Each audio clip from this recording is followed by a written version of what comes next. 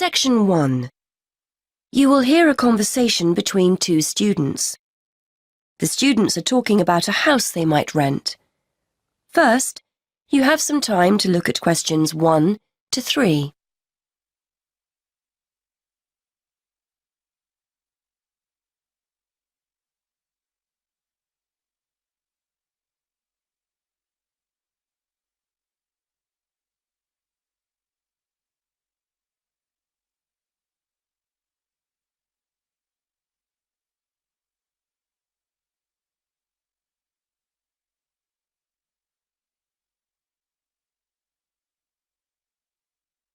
You will see that there is an example that has been done for you. On this occasion only, the conversation relating to this will be played first. Hi, Jason. So what's the house like? I hope it's as good as the advert made out. It's okay. I think I finally found something we'll both like at last. Brilliant. So what's it like? Well, it's within walking distance of uni. It's in a residential area. There aren't many students living there, but it's easy to get onto campus. And the city centre is only a bus ride away. Jason explains that the house is within walking distance of the university, so A has been circled. Now we shall begin. You should answer the questions as you listen, because you will not hear the recording a second time. Listen carefully and answer questions 1 to 3. Hi, Jason. So what's the house like? I hope it's as good as the advert made out. It's okay. I think I finally found something we'll both like at last. Brilliant. So what's it like? Well, it's within walking distance of uni. It's in a residential area. There aren't many students living there, but it's easy to get onto campus. And the city centre is only a bus ride away. Okay, that's a good start. But what's it like inside? To be honest, when I saw the advert, I didn't think it would be big enough for the three of us. The rent's not exactly cheap for the area. So come on, is it worth it? Well, it's got 3 bedrooms and a nice living room, so we'll all have our own space to work and somewhere to sit together. It's clean and there's no need to decorate. I'm sure your mum and dad would be happy with it, if that's anything to go by. Okay, that sounds promising. And the landlady was really nice. She's not one of those people with a lot of properties. In fact, this is the only one she has, so she really looks after it. Her daughter was a student and stayed there last year, apparently. Before you hear more of the conversation, you have some time to look at questions 4 to 6.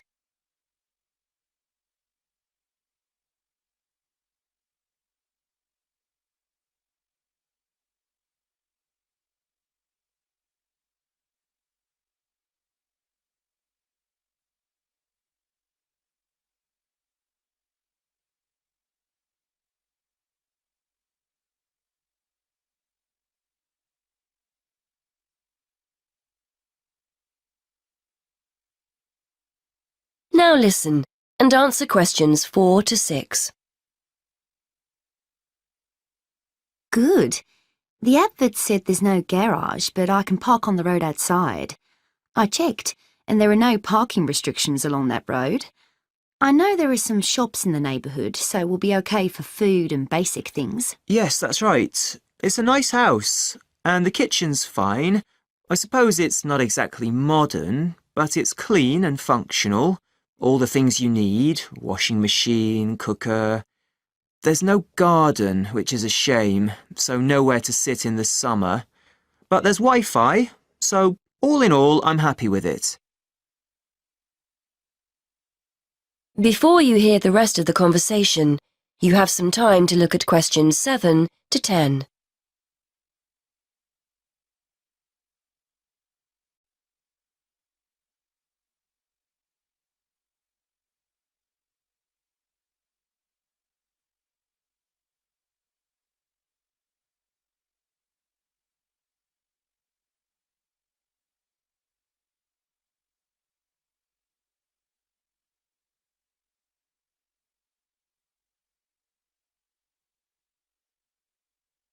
Now listen and answer questions 7 to 10.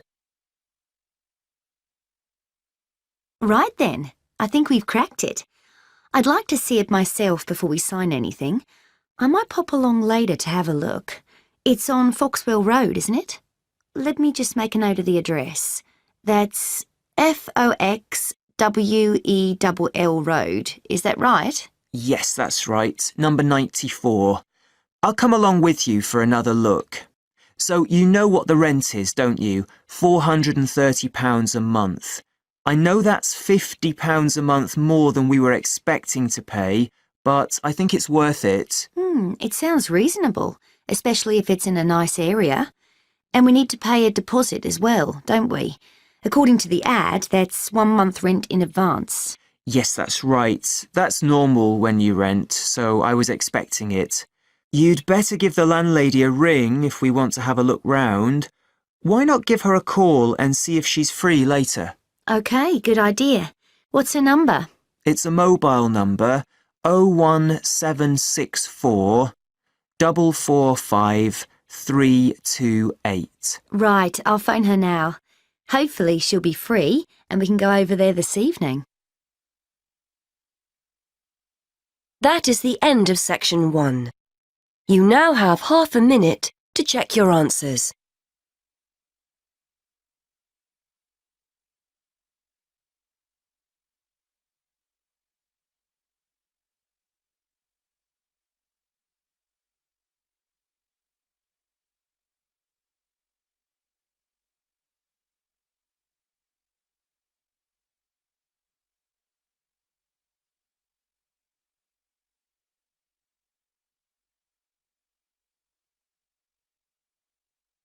Now turn to section 2.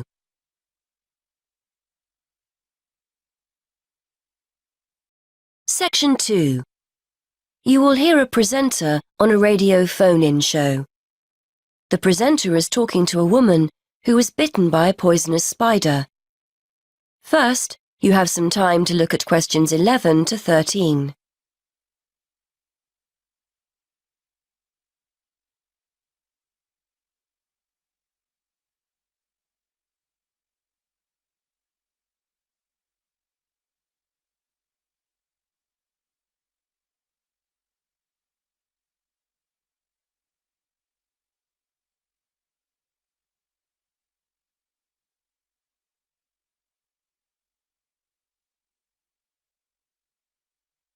Now listen and answer questions 11 to 13. Today, we're continuing our Traveller's Tales.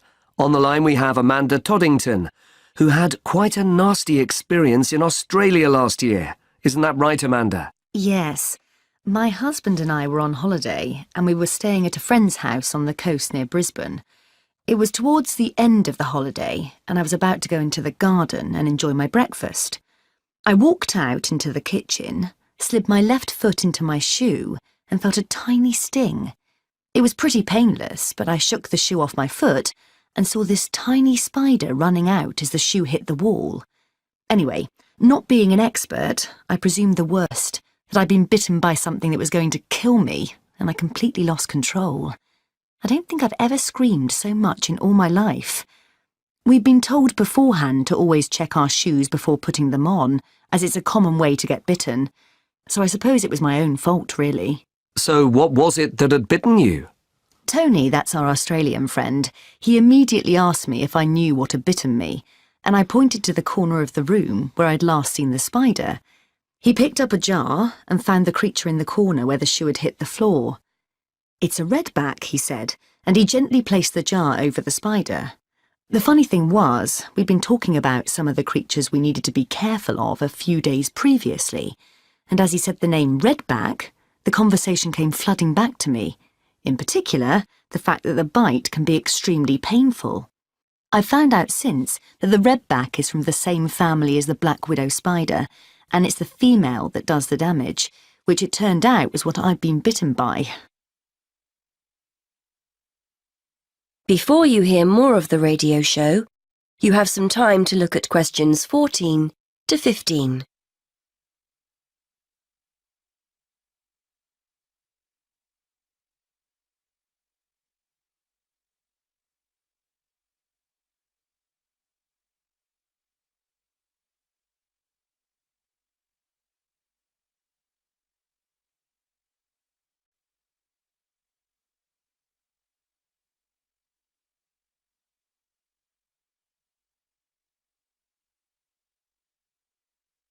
Now listen and answer questions 14 to 15. You must have been absolutely petrified. You can say that again. I remember feeling quite confused. I wasn't in a great deal of pain to begin with, and yet I could see from our friends' faces that they were concerned. Tony explained that the venom or poison of the bite spreads quite slowly, so the pain doesn't feel too bad at first. Gwen, Tony's wife, brought an ice pack, and Tony held it against the bite to make it less painful. Apparently, you're not supposed to put a bandage on the area, as this can make it hurt even more. Tony tried to put my mind at rest by explaining that this was quite a common bite, that the hospital would have an antivenom, and that everything would be okay. But I was beginning to panic.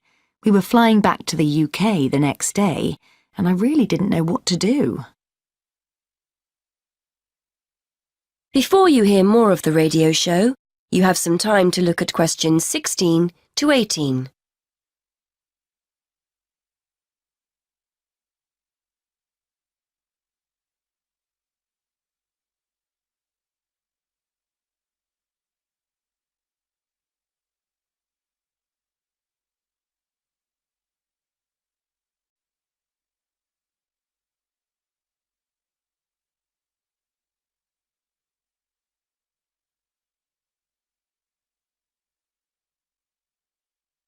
Now listen and answer questions 16 to 18.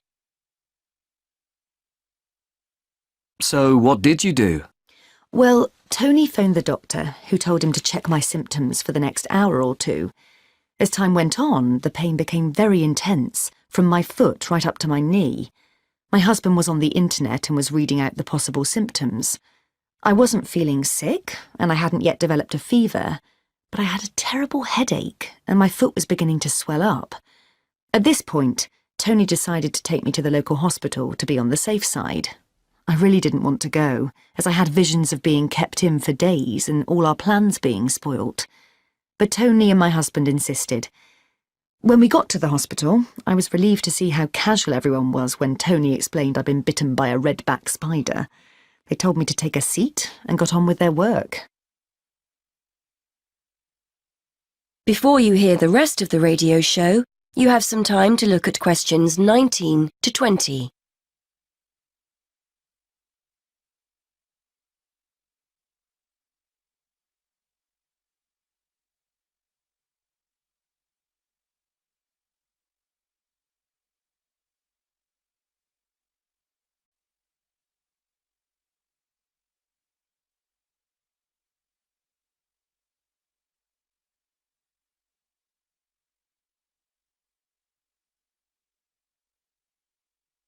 Now listen and answer questions 19 to 20.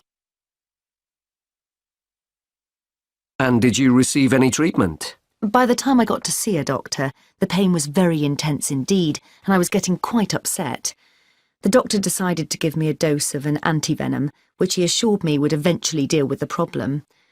Unfortunately, he also explained that it wouldn't have an immediate effect and the symptoms might last for several days. But the story has a happy ending. My husband managed to book us onto another plane 1 week later. And even better news was that the symptoms of the bite finally cleared up after about 24 hours. Within a couple of days, I was back to normal again. So thanks to the spider, we managed to extend our holiday by a week. That is the end of section 2. You now have half a minute to check your answers.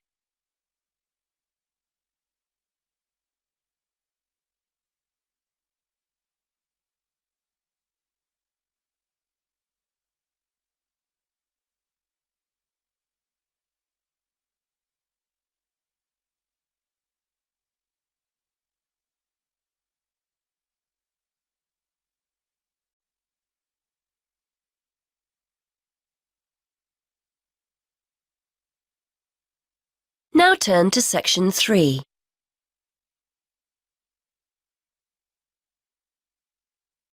Section 3.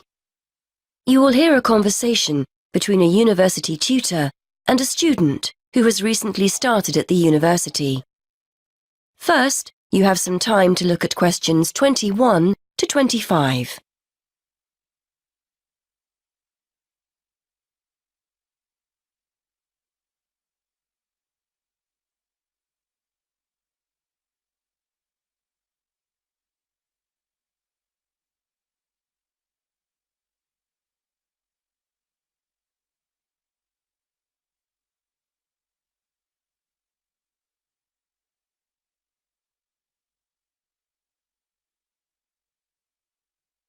Now listen and answer questions 21 to 25. Anyway, as this is our first session, I'd just like to find out how you're settling in, how your Spanish course is going. Basically, anything you feel you need to talk about. I'm okay, I suppose. I'm settling into my studies, and I'm finding the course interesting. I've got a free day on Wednesday, which is good, and the lectures and tutorials on the other 4 days. Yeah, I'm getting into the swing of things. I'm just missing home a little, that's all. OK. Well, if it makes you feel any better, I reckon half the students I speak with are a little homesick. It's only natural. Is this the first time you've lived away from home? Yes, I was thinking just this morning that I've never spent so long away from my friends and family before. I've been back home on one occasion since I started in September, but it's so expensive to get down to London by train that I can't go very often. Well, don't be too hard on yourself, Kevin. It's quite a lot to deal with at first, isn't it? Moving to a new city, being responsible for everything for the first time ever, shopping, cooking, etc. Then making new friends, and then there's your studies, of course, and getting organised. Are you living on campus or in town? On campus, in halls of residence. It's not as cheap as renting a room in a house, but I thought it would be a good way of meeting new students. We're all in and out of the kitchen during the day, so it's not difficult to socialise. Like you say, I'm just a bit homesick. I'm sure that you'll find things get better over the next few weeks. Everything's new for you at the moment and a little overwhelming. But you'll get into a routine and start to feel more settled. What about Freshers' Week? Did you sign up for anything? Yes, I've joined a couple of groups. There's the Film Society, and a tutor recommended the Spanish Society, so I've signed up for that too. I've volunteered to help out on their International Food Day, making snacks, that kind of thing, and I'm looking forward to getting to know other members. You said earlier you were finding your studies okay, so that's good as well. The main thing to remember is to try to be as organised as possible. You have so much more freedom to make your own decisions here, so it's important to structure your time to factor in time for studies. If you're on top of your work, you'll feel much more able to enjoy your free time. Before you hear the rest of the conversation, you have some time to look at questions 26 to 30.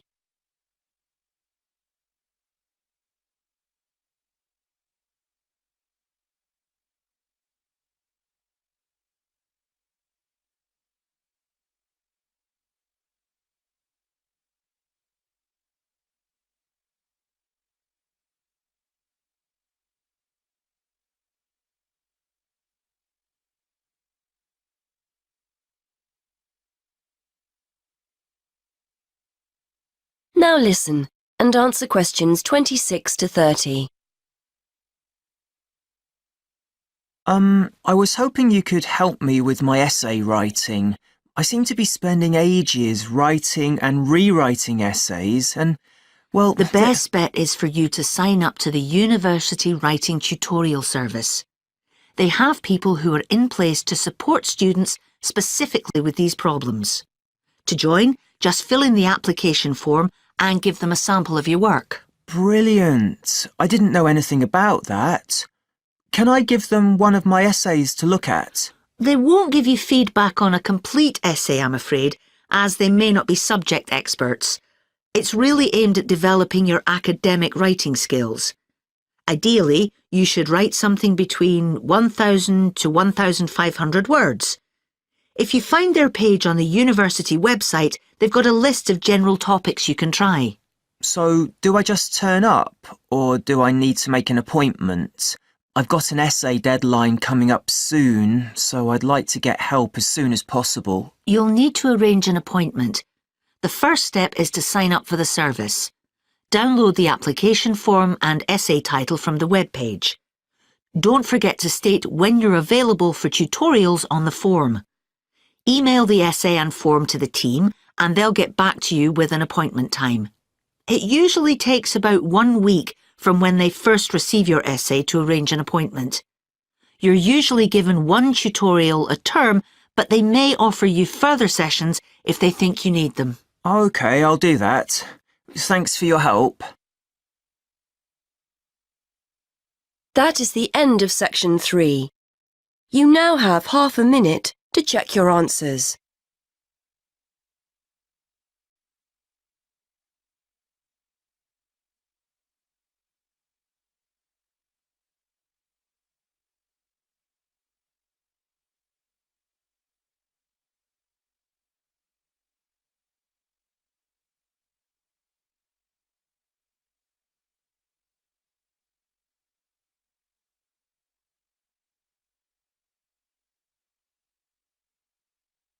Now turn to section 4.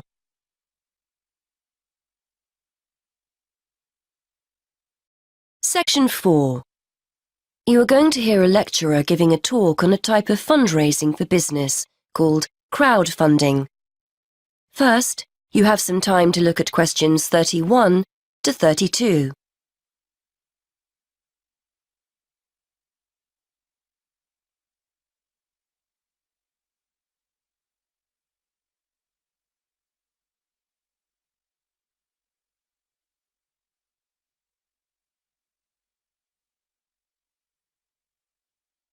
Now listen and answer questions 31 to 32. Good morning, everyone. Today, we're continuing our look at funding opportunities for small startup businesses. The emergence of social media has given companies the ability to connect with fans and potential customers directly. On the back of the growth in social media, a model of raising finance has emerged known as crowdfunding. This revolutionary way of raising finance began with micro-lending in the 90s. More recently, an equity-based model has emerged that allows people to invest directly in a new company. We're going to examine this in more detail later, but let's turn first to a third model, which I'll term a fan-based model. With this model of crowdfunding, individuals are encouraged to give an amount of money to support the launch of a project or initiative without the promise of any financial return. Instead, there's a reward for donating. This contrasts with the micro-lending model, which would require a return on investment, and the equity-based scheme, which may offer shares. Before you hear the rest of the talk, you have some time to look at questions 33 to 40.